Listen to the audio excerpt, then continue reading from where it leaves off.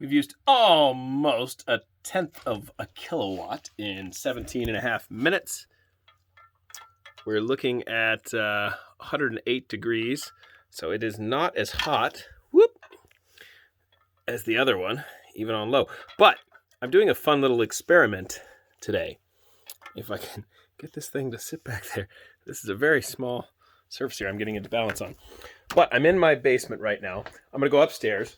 I got my solar installed the other day.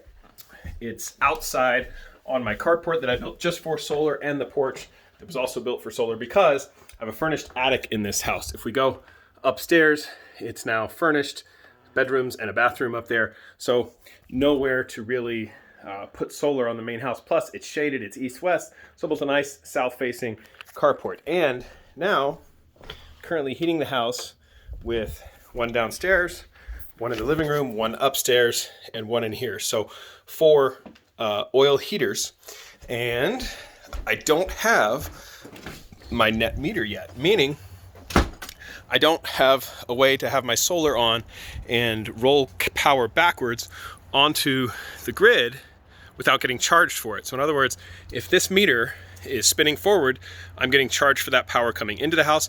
If it's spinning backwards, I'm getting charged for the power going to the grid that's also going to someone else's house. But that's the peak, and if we look, we are at 401, and you can see those 2 little lines, 88401, that's the total amount of power that's gone through this meter. Those 2 little lines, that's the disc on the old meters. That tells you the direction. It's usually just going that way. I've got it frozen right now because even though it's a cloudy day and with no net meter, I turned my solar on. And so everything is on. I'm producing almost, I can't see exactly which direction. I probably have a few watts going one direction or the other, but it's basically been frozen for the last 5 to 10 minutes. So that's really cool. What that means is I'm using almost exactly as much power as my solar's producing on a cloudy day. When I first turned all the oil heaters on, the 2 dots were just, the meter was spinning like crazy in the positive direction. Whoop, it just moved once. So I'm still using just slightly more power than the solar's producing. But again, I can sit here and just watch this.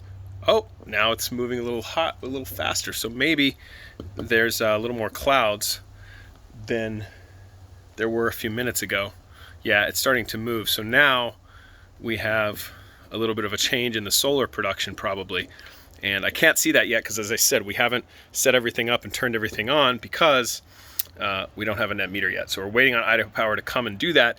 And they're saying they can't test the solar on a cloudy day. But if I turn everything off and just leave this on, you'll see the meter spin backwards even on a cloudy day, and there's still power flowing through here. You could test it today, no problem. The sun it's up there somewhere, but the front of the house and where the solar is getting plenty of sun.